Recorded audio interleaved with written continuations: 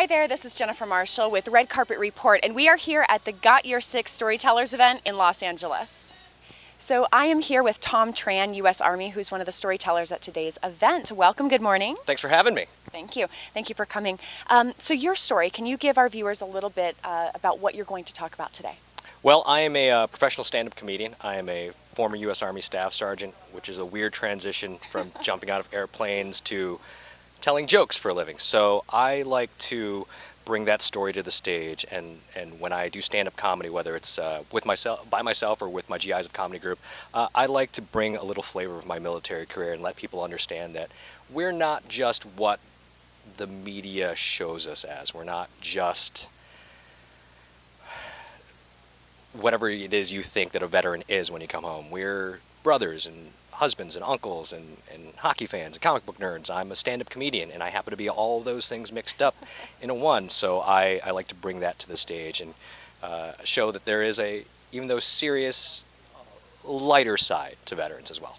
Now, how did you make that transition? Because I'm sure everybody in the military, we all think we're comedians, we all think we're hilarious, we all have jokes we tell.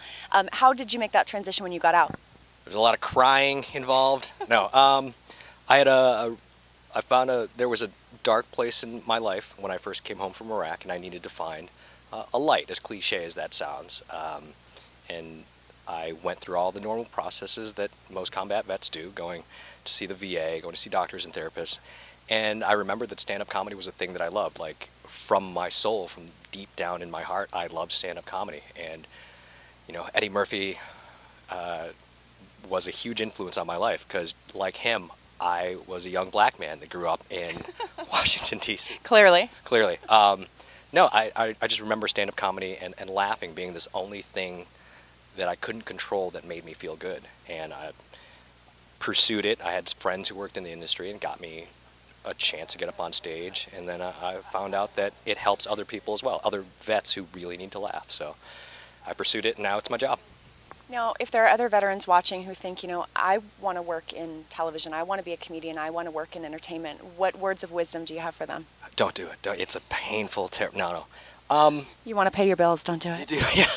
If you want to get rid of that college loan, if you really want to be a part of this industry, the one thing I tell people is that you have to love it. You absolutely have to love what you're doing. If you're doing it for the money or for the fame or any other reason, then it makes your soul feel good to do what you're doing, whether it's comedy or acting or music or cooking or being a doctor or being a teacher, whatever it is you're doing, you have to love it and then stick with it, because the attrition rate is what will make you last in this industry.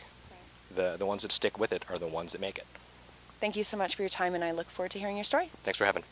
Thank you so much for watching. Tell me you like the video, give it a thumbs up, subscribe for more, and comment below with your favorite branch. Go Navy!